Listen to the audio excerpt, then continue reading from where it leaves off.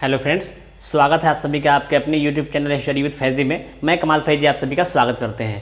तो आज हम लोग देखेंगे इतिहास के एक महत्वपूर्ण चैप्टर 1857 की महान क्रांति, और इस पर आज हम लोग चर्चा करेंगे। इससे कौन कौन से प्रश्न है जो एग्जाम की दृष्टि से अति महत्वपूर्ण हो जाते हैं, और बीपीएससी के चाहे कोई भी एग्जाम्स हो, कंबाइंड सिविल सर्विसेज पीटी के एग्ज़ाम हो या अन्य जो भी प्रतियोगिता परीक्षाएं होती है, अभी बिहार में 7th फेज यानी शिक्षकों की बहाली जो है बीपीएससी के माध्यम से कराई जाएगी।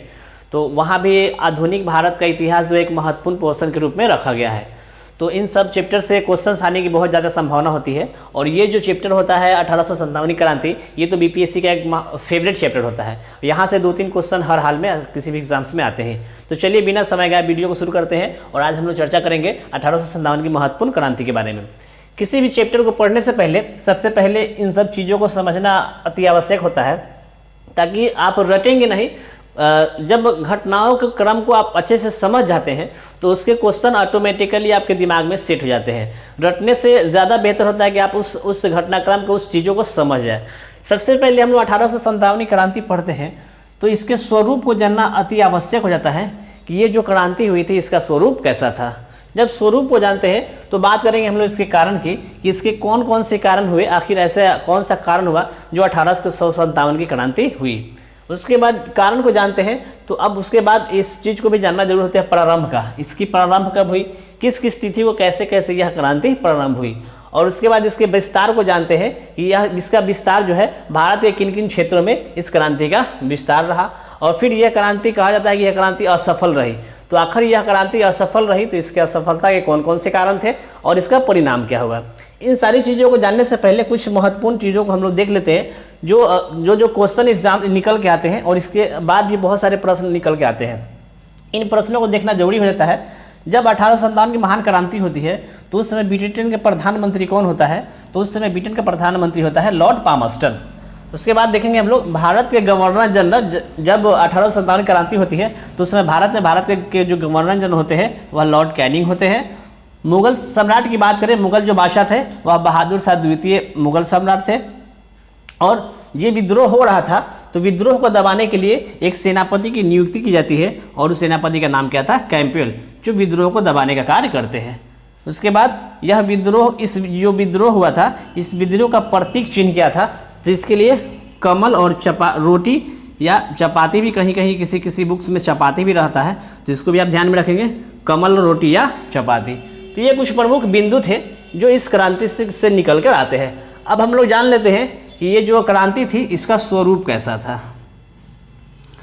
सबसे पहले इसके स्वरूप की हम लोग बात करें तो ये इसको एक क्रांति का रूप दिया गया है। कहा गया है कि यह क्या थी, महान क्रांति थी। उसके बाद इसको कहा गया कि एक महान क्रांति थी, और कुछ इतिहासकारों ने इसको क्या कहा है, विद्रोह कहा है। इसको एक विद्रोह की संज्ञा दी गई थी। कुछ इतिहासकारों ने इसको सैनिक विद्रोह की संज्ञा दिया है। यह एक सैनिक विद्रोह था। और कुछ इतिहासकारों का कहना है कि यह क्या थे, एक सैनिक विद्रोह था, और इसको स्वतंत्रता आंदोलन था। कहने का तात्पर्य है कि भारत उस समय क्या थी, अंग्रेजों के अधीन थी, तो इसको स्वतंत्रता का प्रथम आंदोलन भी कहा जाता है। स्वतंत्रता आंदोलन था, भारत को आज़ाद करने के लिए प्रथम यह स्वतंत्रता आंदोलन था। तो ये इसके क्या होते हैं, कुछ स्वरूप होते हैं जो एक क्रांति का रूप लेता है, विद्रोह के रूप लेता है, सैनिक विद्रोह भी कहा जाता है, और स्वतंत्रता आंदोलन भी रहता है। अब इसके हम लोग कारण को देखेंगे कि इसके विद्रोह के कारण क्या रहे, किस कारण से हुआ। तो इसको आप नोट करना चाहते हैं तो स्क्रीनशॉट ले लेंगे। बढ़ते हैं हम लोग इसके कारण के बारे में। अगर कारण की बात करें तो सबसे पहला जो कारण आता है, इसको हम एक चार्ट में देखेंगे।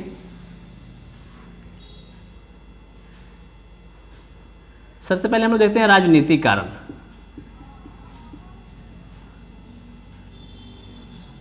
राजनीतिक कारण में क्या क्या होता है, इन सब चीज़ों को देखते हैं। उसके बाद देखते हैं हम लोग राजनीतिक कारण के बाद सामाजिक और धार्मिक कारण।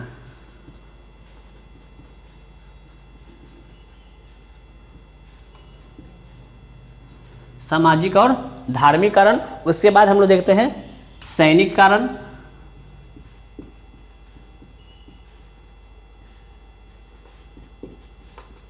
सैनिक कारण, सैनिक कारण के बाद हम लोग देखते हैं सबसे अंत में तात्कालिक कारण।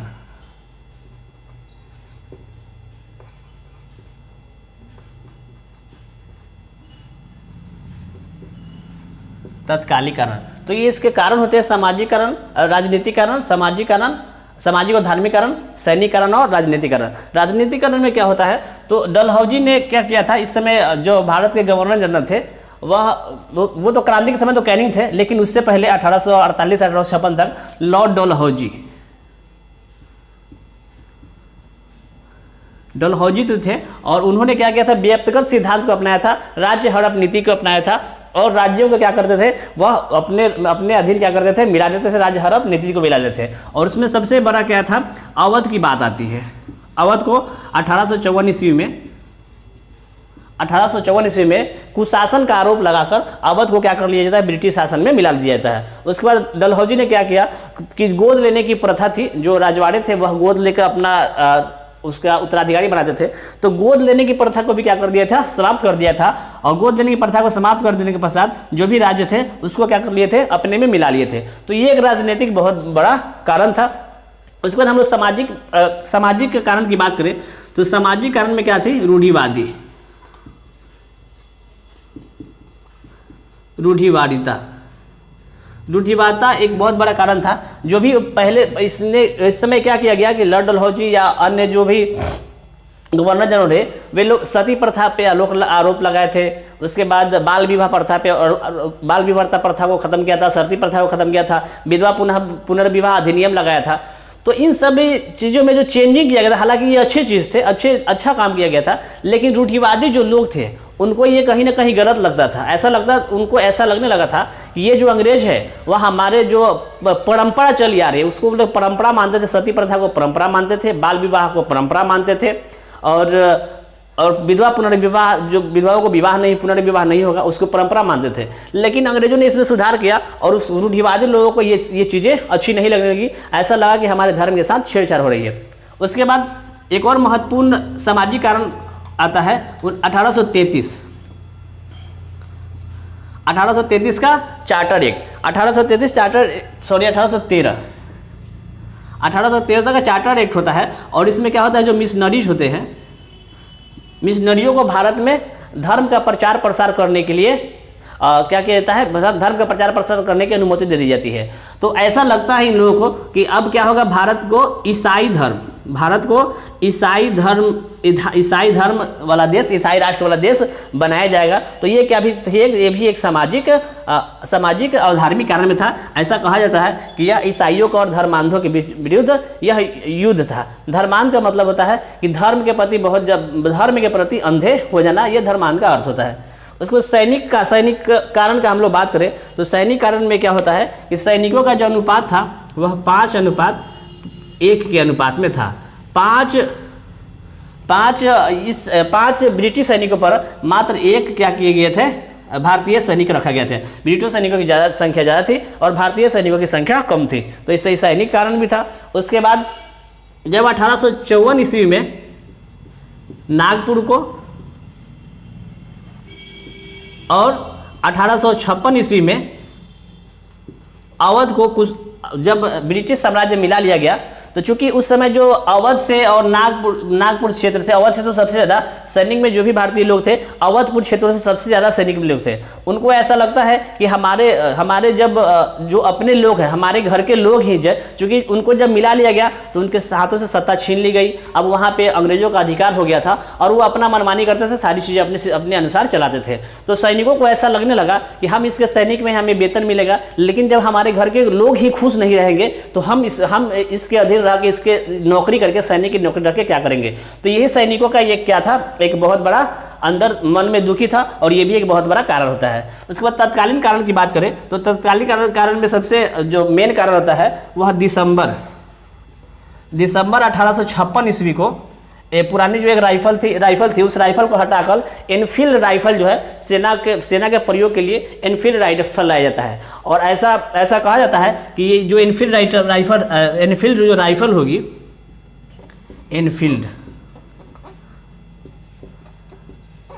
ये जो एनफील्ड राइफल है, इस राइफल में जो बुलेट्स लगेंगे, गोलियां लगेंगी, उसमें सुअर और गाय के चर्बी का प्रयोग किया जाता था। तो सुअर चूंकि मुसलमानों के लिए एक अपवित्र चीज होती है और गाय जो होता है वह हिंदुओं के लिए भी क्या है, एक प्रतिबद्ध किया गया है। गाय के मांस वगैरह हिंदू नहीं खाते हैं, तो उनके एक पूजनीय जानवर होता है। तो यह दोनों धर्मों के लोगों के लिए भी ये क्या थी, उनके धर्म के साथ खिलवाड़ था। तो ऐसा ये बातें सामने आती है, इतिहासकारों ने ऐसा बताया है कि एनफील्ड राइफल जिसमें सुअर और गाय के चर्बी का प्रयोग किया गया था। तो दिसंबर 1856 ईस्वी में यह बातें आती है और जनवरी 1856 ईस्वी से यह राइफल क्या होता है, सेना में प्रयोग के लिए आ जाता है। यह राइफल सेना में प्रयोग के लिए आ जाता है और उसके बाद ये जो होते हैं तत्कालिक कारण होते हैं इसके, और फिर जो होता है ये जो 1857 की क्रांति होती है वह प्रारंभ हो जाती है। तो अब हम लोग देखते हैं कि 1857 की क्रांति कैसे प्रारंभ होती है। आइए फिर हम इसके अगले पार्ट में देखते हैं। तो आइए दोस्तों, इसके हम प्रारंभ पे चर्चा करते हैं। ये जो क्रांति थी कैसे कैसे प्रारंभ हुई। तो जब तत्कालिक कारण में हम लोग देखे हैं कि एनफील्ड राइफल सुअर और गाय के चर्बी वाले कारतूस का प्रयोग किया गया। तो सबसे पहले यह बात फैलती है जनवरी 1857 में दमदम जो वर्तमान पश्चिम बंगाल पड़ता है। उसके बाद फरवरी 1857 को यह खबर फैलती है कि बहरामपुर के सैनिकों में, सबसे पहले जनवरी 1857 में दमदम के सैनिकों में फैलती है, उसके बाद फरवरी 1857 में बहरामपुर के सैनिकों में फैलती है और 29 मार्च 1857 को बैरकपुर छावनी के सैनिकों के बीच यह खबर फैलती है। और उसी में 34वीं बटालियन के सैनिक मंगल पांडे को यह खबर मिलती है और उन्होंने क्या किया कि विद्रोह की बिगुल फूंक दिया, विद्रोह कर दिया और क्या किया, अपने बंदूक से 2 अंग्रेजों की क्या करते हैं, गोली मार देते हैं, उनको घायल कर देते हैं। एक का नाम है जनरल बाग, लेफ्टिनेंट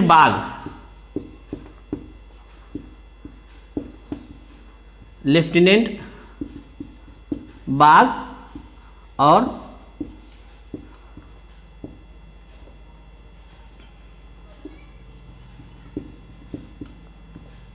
सर्जेंट ब्यूटन। लेफ्टिनेंट बाग और सर्जन ब्यूटन पर क्या करते हैं, बंदूक चला देते हैं और उनके बंदूक की गोली से ये दोनों क्या हो जाते हैं, दोनों जो अंग्रेज थे सेना के, जो लेफ्टिनेंट बाग और सर्जेंट ब्यूटन थे, इनकी क्या होती है, हत्या नहीं होती है, मरते नहीं है, इनको गोली लगती है और ये घायल हो जाते हैं। उसके बाद मंगल पांडे को गिरफ्तार कर लिया जाता है और मंगल पांडे को गिरफ्तार करने के बाद 8 अप्रैल 1857 को उनको क्या किया जाता है, फांसी की सजा हो जाती है। उनको फांसी की सूली पे चढ़ा देता है, फांसी दे दिया जाता है। जब 8 अप्रैल 1857 को मंगल पांडे को फांसी होती है, उसके बाद ये जो विद्रोह की ज्वाला थी पूरे देश में फैल जाती है। पूरे देश, दक्षिण भारत तो इससे अछूता ही रहा और इसके लगभग उत्तर भारत और इसके अन्य कुछ भागों में यह विद्रोह जो होती है बहुत ही तेजी से फैलती है। फिर तेजी से फैलती है और यह अंग्रेजों के लिए एक नासूर बन जाता है। अब आइए दोस्तों, इसके विस्तार को हम लोग देखते हैं कि कैसे कैसे इसका विस्तार धीरे धीरे पूरे भारत में हो गया। तो इसके लिए हम पहले भारत का एक मैप बनाएंगे और मैप से जानेंगे कैसे कैसे इसका विस्तार होता है।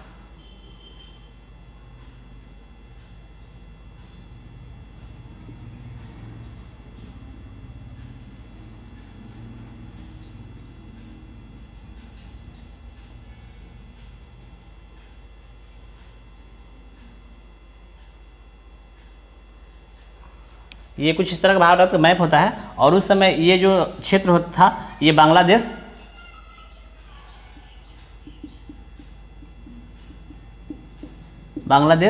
और ये जो क्षेत्र वर्तमान पाकिस्तान है, ये सब सम्मिलित है। तो क्या होती है, सबसे पहले ये जो खबर फैलती है कहाँ पे, दमदम और दमदम से कहा जाता है बहरामपुर से बैरकपुर और बैरकपुर से ये क्या होता है, विद्रोह होती है। उसके बाद विद्रोह होते हुए यह यूपी के क्षेत्र में, यूपी से फिर क्या होता है, दिल्ली के क्षेत्र में यह इस विद्रोह को धीरे धीरे यहाँ दिल्ली के क्षेत्र में जाती है और सैनिकों का कब्जा जो होता है वह दिल्ली पे सैनिकों का कब्जा हो जाता है और ये जो पूरा क्षेत्र होता है वह इस विद्रोह के से प्रभावित हो जाता है। ये पूरे विद्रोह इस पूरे क्षेत्र में फैल जाते हैं। लेकिन